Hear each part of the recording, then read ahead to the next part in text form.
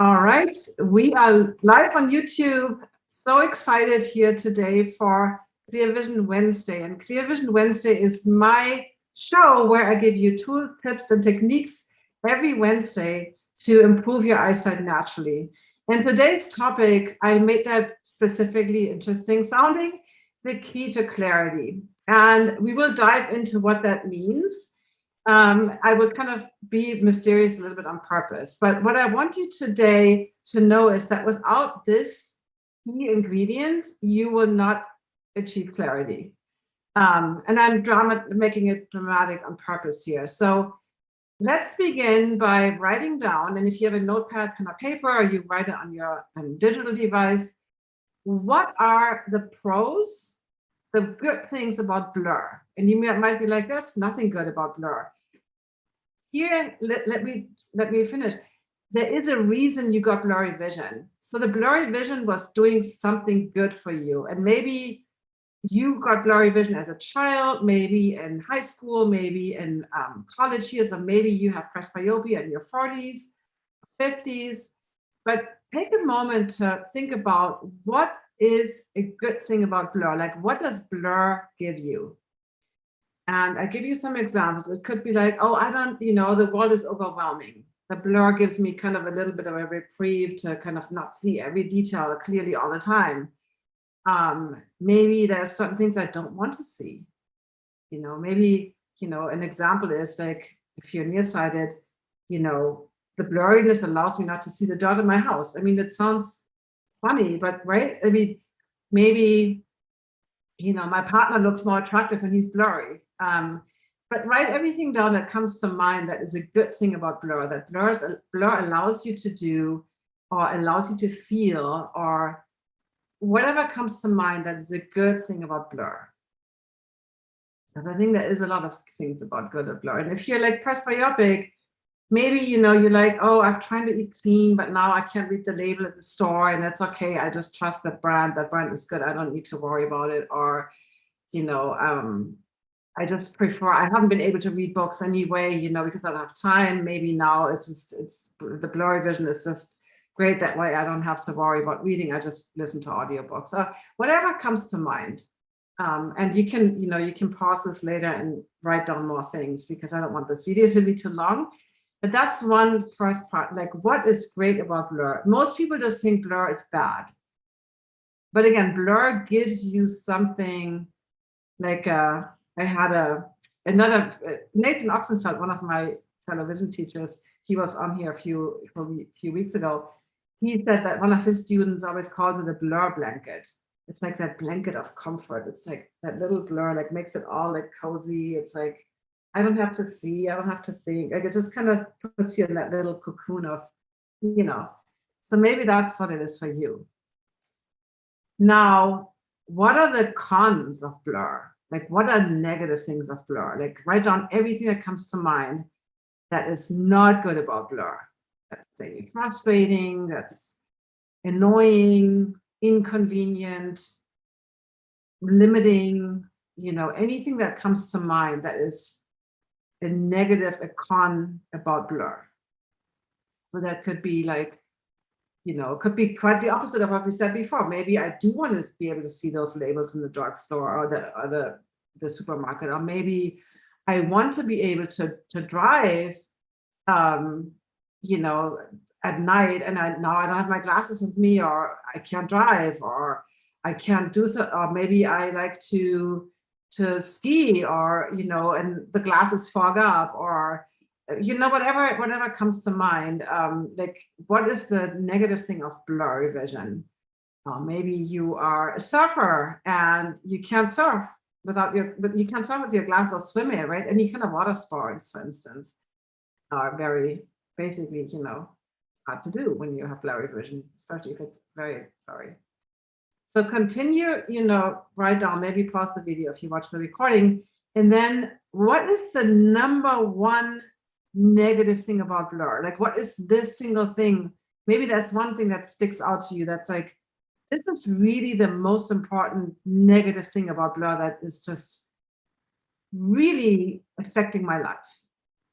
And you can think in bigger terms. You can think of, your work life, your relationships, your energy, your like your ability to do things. So like think about like big picture, like, because this is the thing, it's important that you connect this to your own life and to what you do. Like somebody who doesn't surf or doesn't do any water sports doesn't care about that. That's not important to you, right?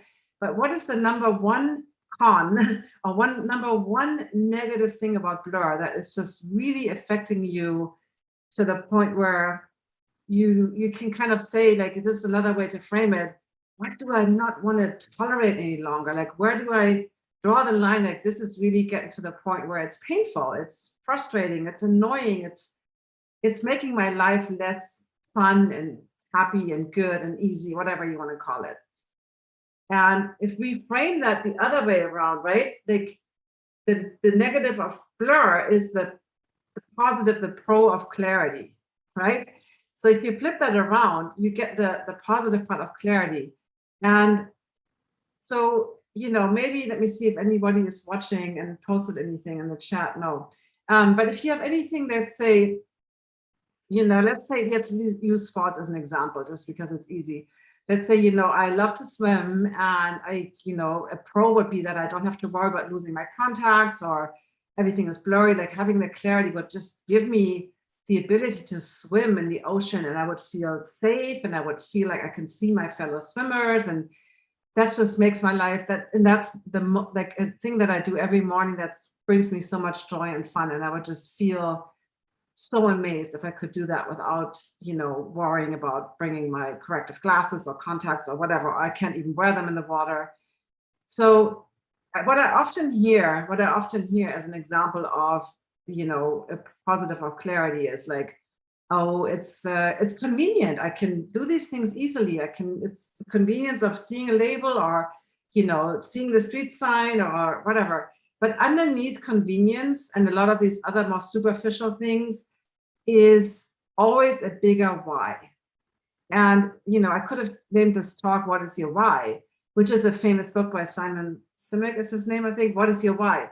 If we don't have a why, if we don't have I'll give you some examples I recently talked to a few people that had consultations with me. And I was like, well, like I was going exactly through this structure, right? What are the pros and cons and everything? And, I would hear like, oh, I don't really mind wearing glasses. It's like, it's okay. I'm like, well, what is your why? Like, why do you want to get rid of them? I'm like, it doesn't really matter to me. I'm like, see, you're literally not going to improve your vision at all. If you can look at it from the negative side, the pain side, like what is the biggest pain, like the number one con of the blur that really affects your life?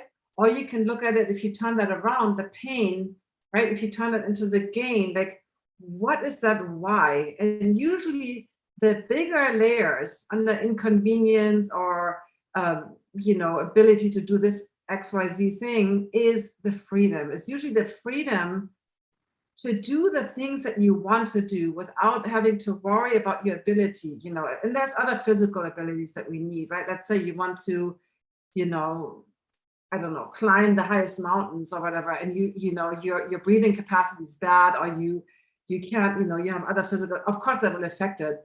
But think of something where the vision is, and vision is important in pretty much a lot of things. Of course, there's always examples of blind athletes that are amazing. There's always examples. But let's say, like, what is something for you that is so powerful and so important in your life that is like your why, the freedom to travel, the freedom, I give in my presentations, I give the example of, let's say, glasses. You could do it for vanity reasons. You could say, I just like my face better without glasses on it. Glasses age you, that's a fact, right? So I just look younger and I feel more, feel better about myself. That's a great why. I mean, a why is okay if you just, I want to beat the odds. I want to be the 60, 70, 80-year-old that doesn't need glasses. That is also like, I want to feel useful.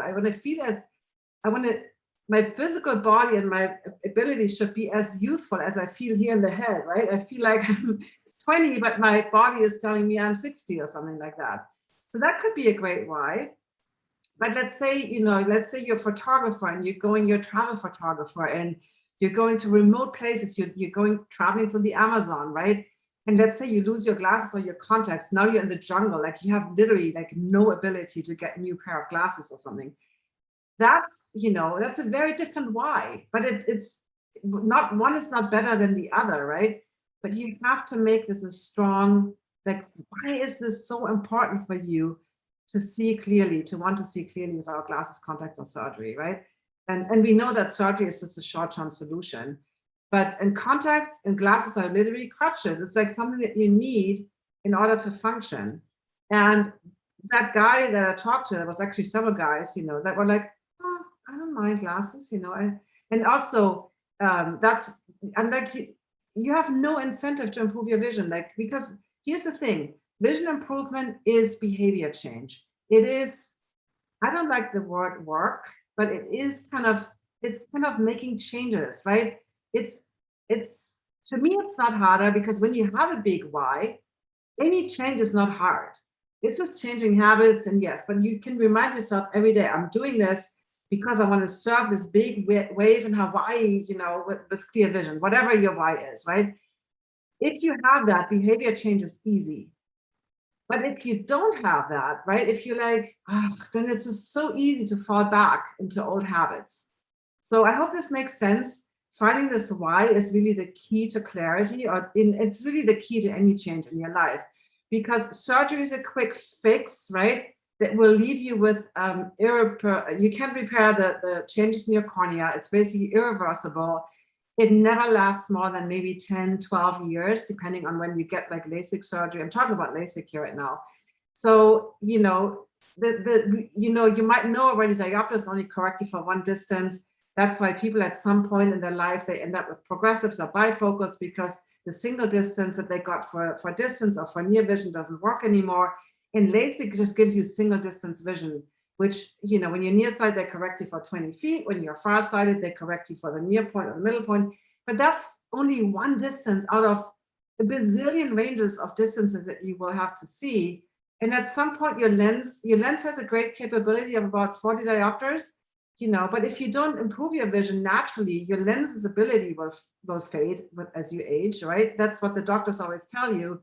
So, but if you don't have any incentive, if there's no reason for you, if there's no why, then you do the surgery or the glass or the contacts because it doesn't really bother you.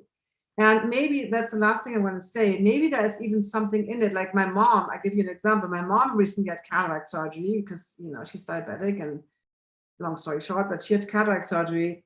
And I said, what kind of lenses did they talk to you about the lenses? She said, no, they didn't really explain it. So I explained everything in detail. I said, if you get the single distance, which I would recommend, you don't need glasses for distance vision, you just need them for reading. And she's like, but I don't like myself without glasses. I'm like, hey, like, to me, it's like, how can you not, like, to me, like a natural face with sparkling eyes is so much better. But she's like, I have all these wrinkles, and I like to hide them behind my glasses. Or some people I know that are fashionistas, they have very like cool frames, and the glasses are almost part of their style, right? You might have seen this, I've forgotten her name, but she's like an older woman who's always dressed like super cool, super chic. And glasses are kind of part of her brand.